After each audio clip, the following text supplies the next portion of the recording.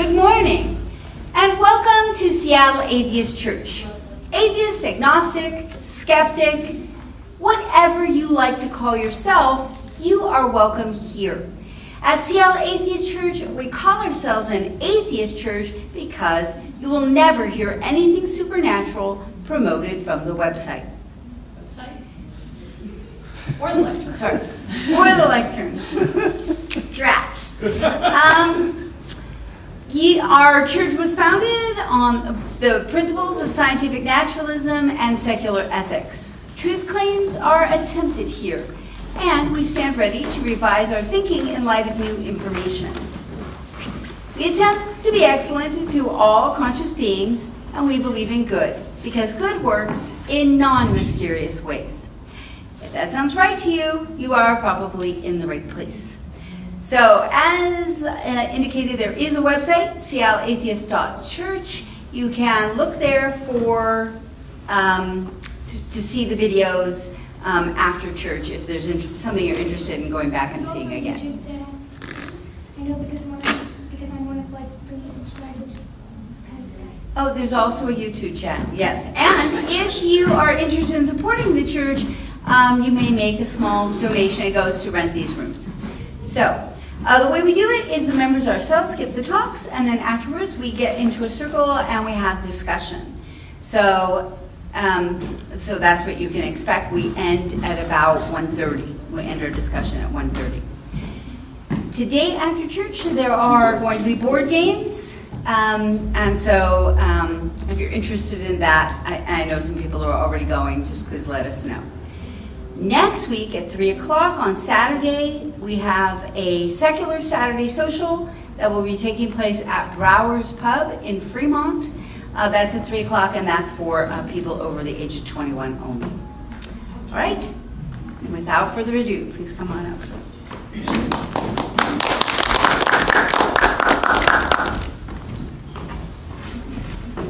Hello. So my talk today is on the work of Ross W. Greene, who wrote The Explosive Child and Raising Human Beings. He's also written Lost at School and Lost and Found. All of these books are about how we communicate with children, for better or worse.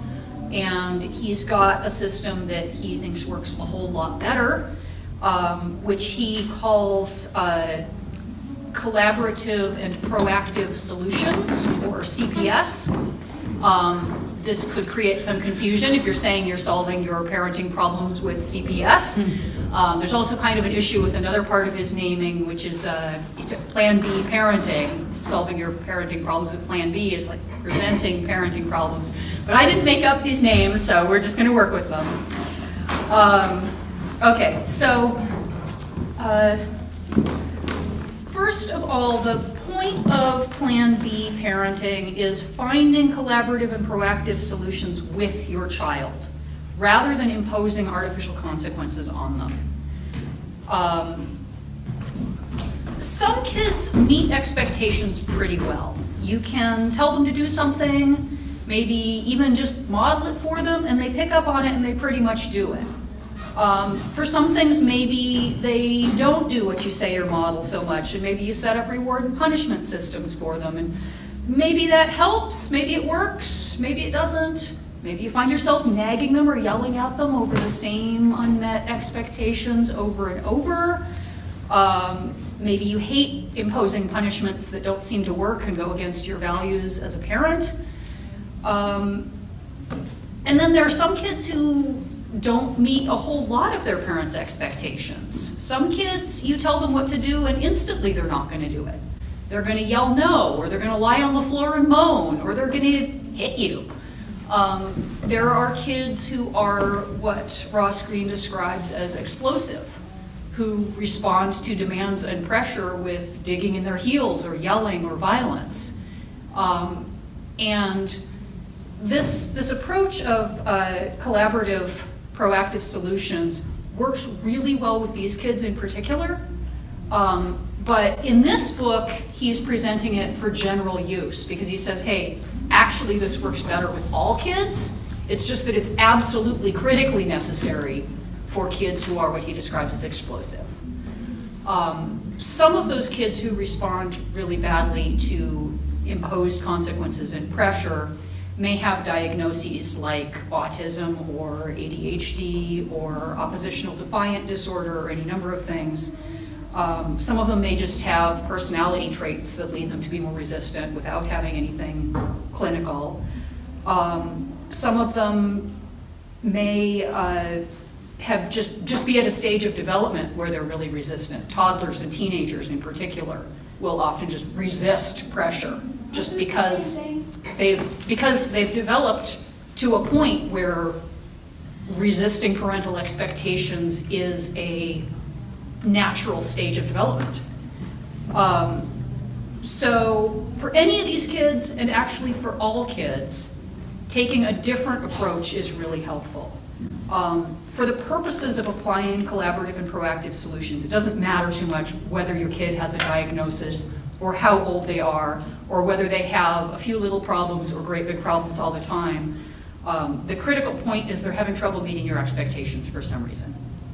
If you're expressing expectations and they're not meeting them and it's causing problems, try something else. This is a good approach to try.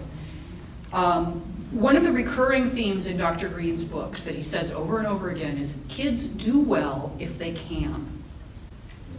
So if your kid is not doing well, don't think of them as giving you a hard time. Think of them as having a hard time. And the whole point of this process is to find out what the problem is that they're having and help them solve it so that you can have a happy outcome for both of you.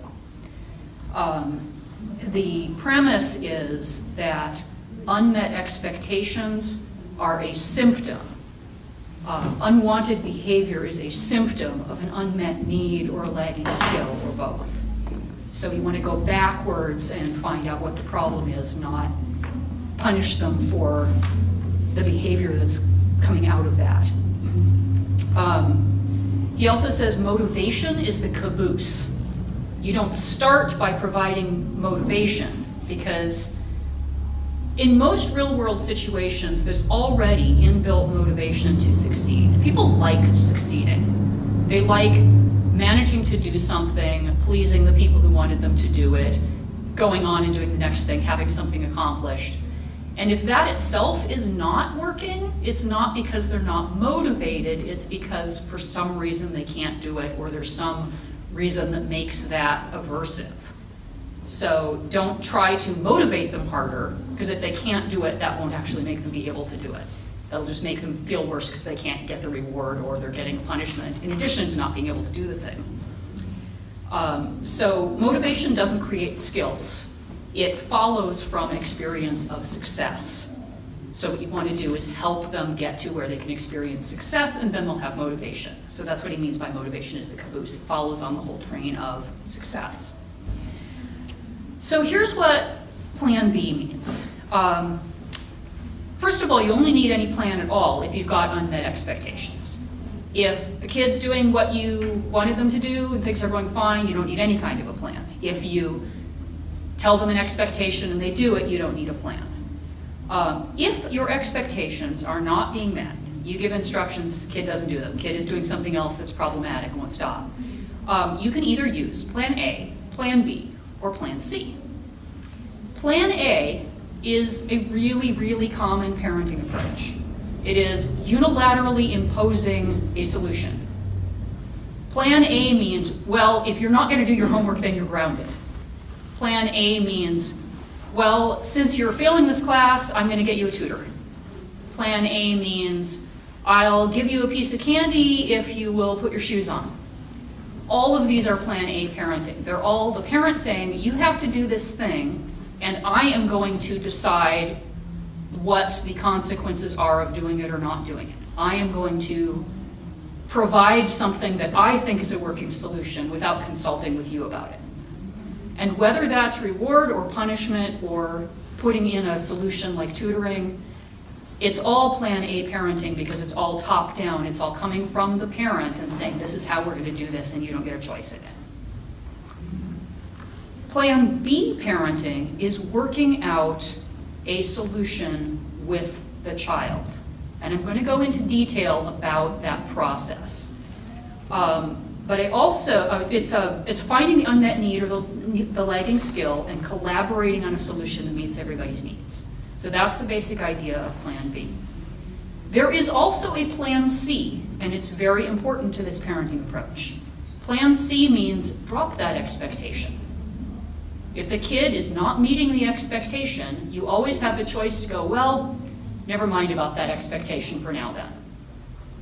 We're not going to work on that one right now because I have bigger fish to fry. I'm going to focus on these other things that are more important. Or, you know, that one is so triggery, we're just going to leave it till later. Or, I think the kid may be able to solve this one if they ponder it themselves for a while. I'm just going to leave it. There are a lot of reasons you might Plan C something. The main reason is that it's not a good idea to try to actively work on solutions for more than 2 or 3 problems at a time. So you want to prioritize, Plan C, the things that you can't actively work on right now. So the way you start with the CPS approach is you make a list of all the unsolved problems. This can be a kind of an overwhelming task if you have a kid who has a lot of issues you're having a lot of problems with. But it's a good place to start. And just like writing a list of the things you have to do when you're trying to keep them all in your head can seem like a long task, but actually reduces the mental load, this can do that too. If you're like, oh my God, I have so many problems with my kid, it's just impossible. Well, write them all down, then you don't have to think about all of them. And then you can think, what do I want to try to target first? So first of all, you think about, where do I keep running into issues? Maybe it's they never get dressed in the morning. I always have to nag and nag and nag and nag, and finally I'm like throwing clothes on them as the bus is coming or whatever. Or maybe they won't clean their rooms, or maybe they swear a lot, no matter how much you've said, look, that really bothers me, please don't swear, especially in front of your grandma. Whatever the problems are, write them all down. Now, don't think about them in terms of bad behavior. Think about what the child is having problems doing. So rather than kid keeps swearing, you write down has difficulty using appropriate language. So think about what they're having trouble doing rather than the bad behavior that's coming out of that. But be as specific as possible otherwise. It doesn't matter what the bad behavior is, but it does matter what the situation is and the behavior that you would like them to be doing. So try to be specific to that situation. Maybe troubles with getting dressed in the morning have different issues involved than troubles with changing into pajamas at night, for instance. So make them separate problems because they might be separate issues. Once you've got this list of all the different situations that the kid's having trouble with, think about which ones you want to try to tackle first. There are a lot of different kinds of choices you could make at this point. You might go, well, I want to tackle the biggest problem, the one that just seems huge. Maybe they're hitting, or maybe they won't go to school.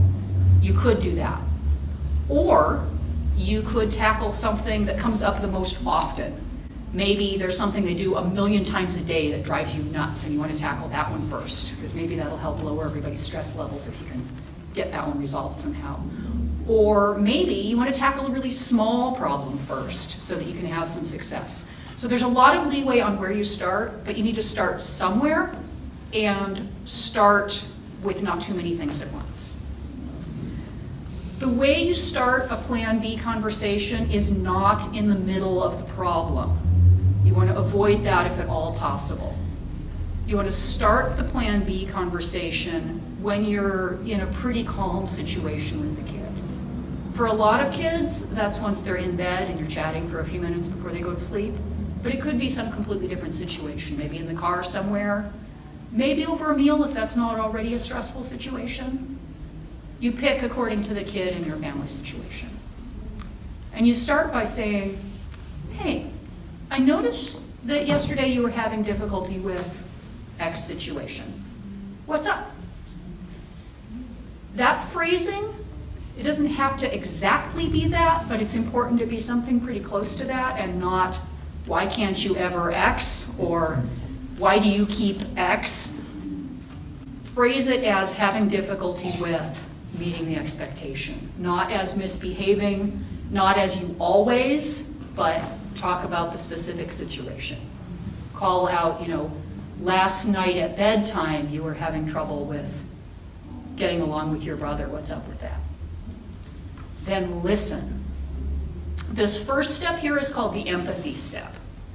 It's about gathering information about the kids' concerns. You are not trying to teach them. You are not trying to give them instructions. You are not trying to argue with them. You are asking them what's up. You might not get an answer. They might just go, They might go, I don't know. They might say, well, you never, they might argue with you when you haven't even said anything yet.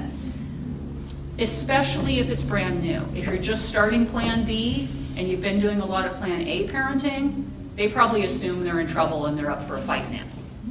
So it can take a while of trying this in good faith and not getting them in trouble or arguing or scolding or yelling or whatever before they trust that they can say, well, my sister always steals my toys and so I was mad at her and that's why I kicked her. And so eventually you usually get some kind of a story. And one of the keys is to make space and silence for the thinking and the talking to happen. So if they say, I don't know, you say, oh, why don't you think about it a little bit? And then wait. You say, I don't know. Okay, well, can you think of anything that might be? Try to give them some space and prompts. If they're really stumped, you can try suggesting things, but that's delicate territory because you don't want to be mind reading.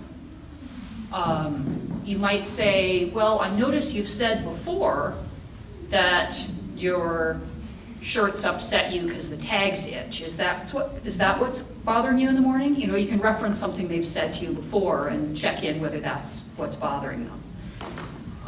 What you don't want to do is go, well, I think it's, and start guessing, because that's not actually gathering information. With kids who are very young or not very verbal, it can be helpful to do something called the 5-finger approach, which is where you make suggestions and you ask them to show how much you're right. Totally right is 5 fingers. And totally wrong, completely off base is 0 fingers. So then they don't have to talk. They can just go, you're sort of starting to get closer, you've almost got it. And sometimes that will end up prompting them into talking to correct you, to tell you, no, this is what you've got wrong. Sometimes it doesn't. So that's the empathy step, is trying to find out what their concerns are that are leading into this problem. Use active listening skills here. Repeat back to them, oh, you were mad at your brother because he took your toy.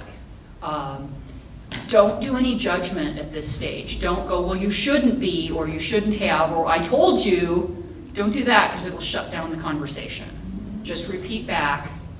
And then the second stage is defining parental concerns.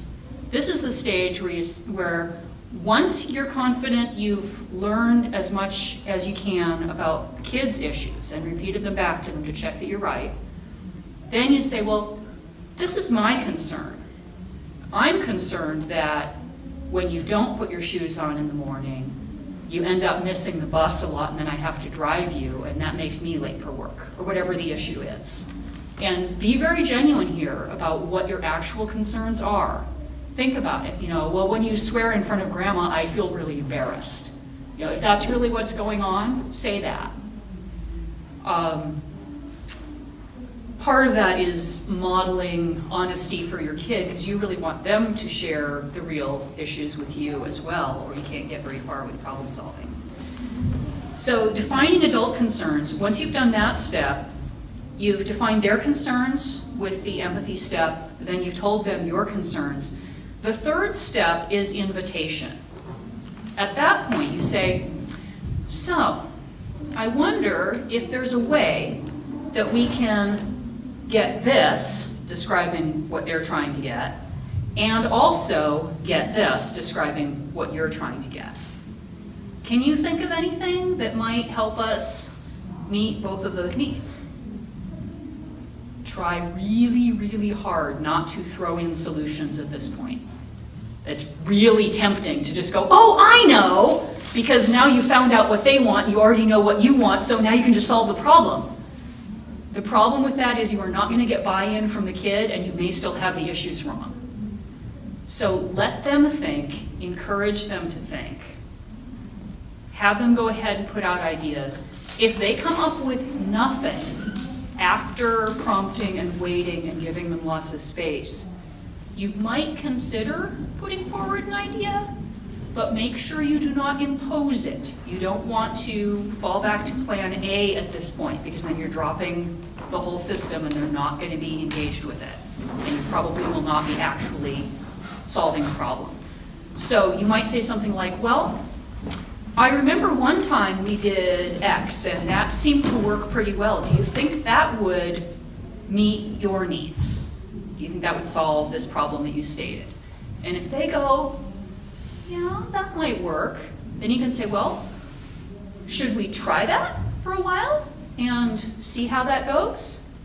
If you both agree that you think it'll meet both of your needs, then try that solution for a while. If it doesn't solve the problem, you can get back together, have another Plan B conversation, go, well, it turns out I have this other issue that I hadn't really noticed, but we're doing this solution and it's not working for me because it creates this whole other problem. So then you need to do more problem solving.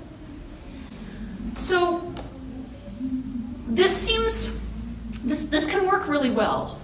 It also can be really time consuming. I mean, probably listening to this, you're thinking, wow, this is an incredibly long conversation that involves all this patience. Here's the thing. If you do it successfully, if you get this foundation of problem solving with your kid, and you're actually thinking about both your needs and their needs, it can save immense amounts of time. Once you have resolved a recurring problem successfully, it's no longer eating time out of every single day and damaging your relationship.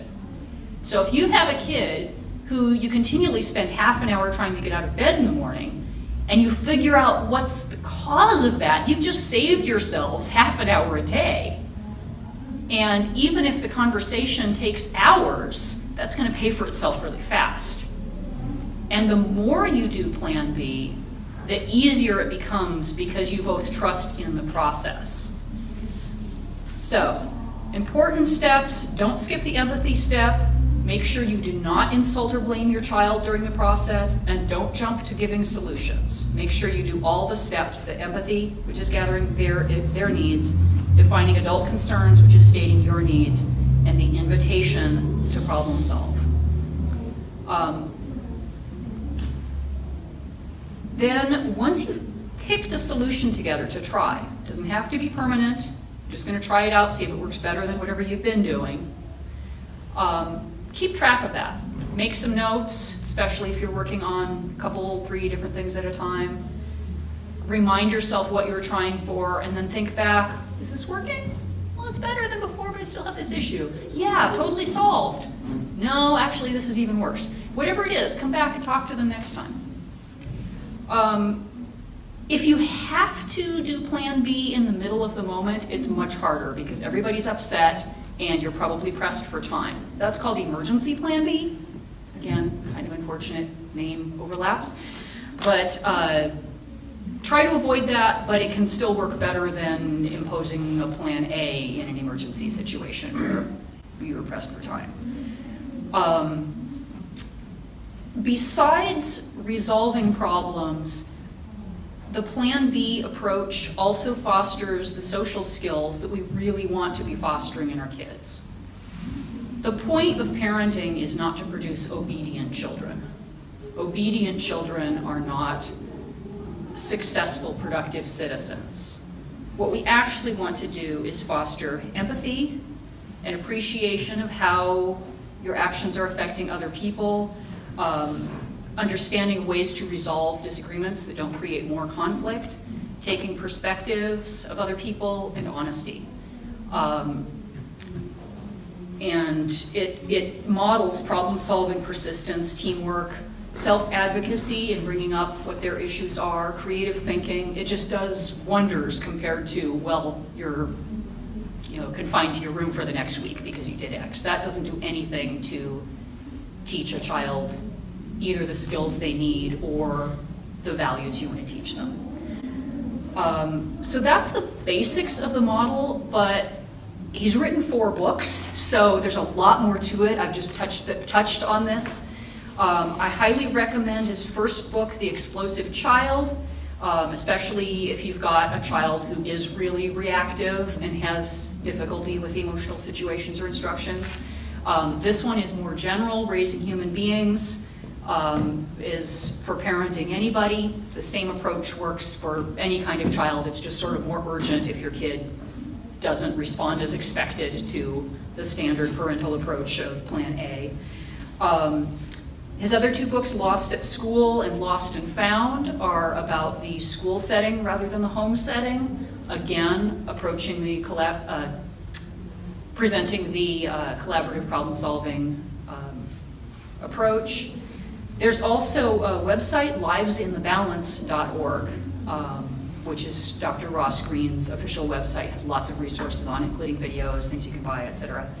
There's a Facebook group for people using the Plan B parenting approach called the B Team, which is great. It's lots of people sharing their stories or going, hey, I'm having this issue, I don't quite understand how to do this. What would you recommend trying in this situation? My kid reacts like this when I try to do Plan B, what should I try? People supporting each other in using the approach. And finally, there's a phone app called Lens Changer, which is great for keeping track of your list of unmet expectations and which ones you're trying solutions for. So you can go, oh, we found a solution to try for this one, and then you can scan back through the list and go, oh yeah, we were trying that, and actually that's been working great. We're done with that one. Mark it with a little green smiley. We're done with that problem. Go on to something else. So that's really handy for kind of keeping track of what you're doing. So in summary, I really recommend this approach. I am trying to apply it myself, and there are some great resources out there for help in applying it.